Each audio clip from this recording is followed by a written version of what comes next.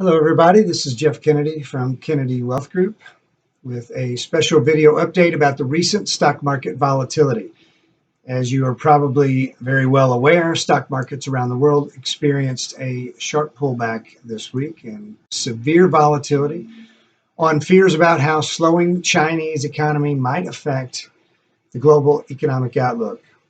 Though stocks gained some ground on Monday as investors took the opportunity to pick up some bargains, markets continued their losses, pushing the S&P 500 and Dow Jones Industrial Averages into correction territory. So let's talk about what's behind this recent market activity. First of all, as you know, stocks have been trading at near historic highs for months. So pullback was all but guaranteed and is a very normal part of market cycles.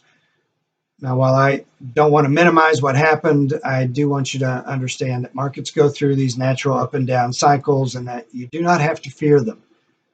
Being invested over the long haul means being prepared to weather these inevitable cycles with true diversification and strategies designed to help you minimize drawdown and maximize risk-adjusted returns.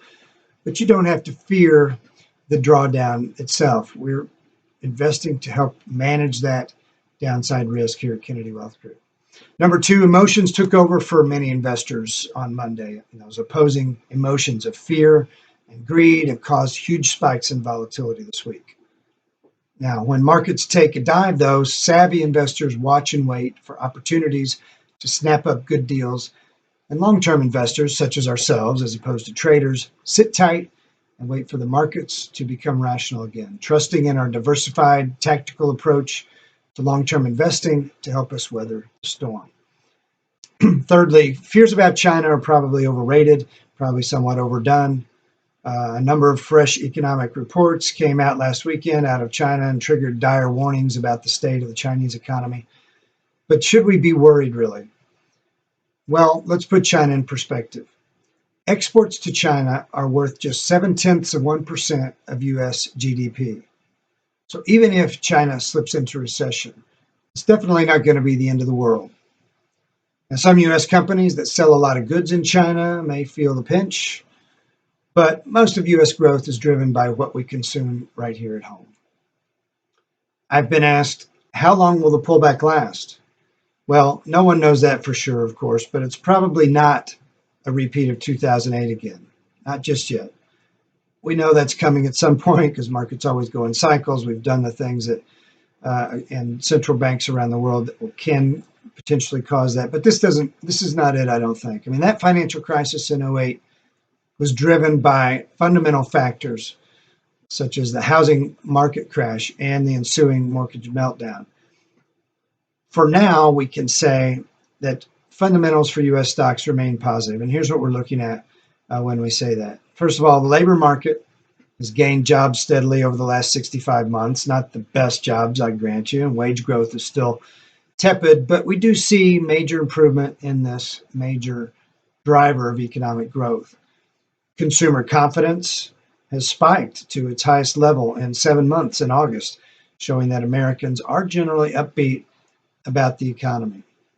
Also, the housing market is picking up steam. We're seeing this in the real estate investment trusts that we use and just reports out of the housing sector indicating that all those new jobs are giving many Americans the confidence that they need to buy a house. So what's the takeaway? Why am I sending you this video? Well, essentially it's this. I want to encourage you to keep calm and carry on in the midst of all this noise in the marketplace. Focus on your own goals. While I understand it can be stressful to see portfolio values fluctuate, the data behind the recent volatility doesn't indicate any fundamental reasons to worry, and we still have a high degree of confidence in the financial tools and strategies that we are using to help you reach your goals. So go outside, take a walk, play some golf, unless your golf game stresses you out like mine does right now. Enjoy the grandkids. We're keeping a very close eye on what's happening in the markets, and we'll be in touch as conditions warrant. Now, in this advice to keep calm and carry on, don't hear me saying what you've probably heard many times before, something like just hang in there, the markets always come back, or something similar. My team of money managers and I are being very diligent and proactive during this volatile time, as we are always diligent with your money. If you know me at all, you know I am no advocate of the buy and hold asset allocation approach. And because of that, we employ top-notch experts to manage the various components of our portfolios here at Kennedy Wealth Group, who are all focused on maximizing risk-adjusted returns.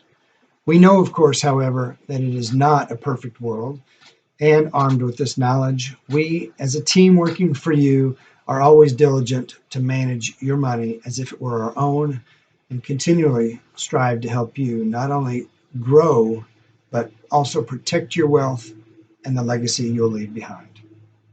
Hopefully this message has been helpful to you. Please remember that nothing we talked about here is a recommendation. If you would like to discuss your personal financial situation, please give us a call at 217-221-1300. We'd be happy to talk with you about that. While we believe the information in this report is reliable, we cannot guarantee its accuracy.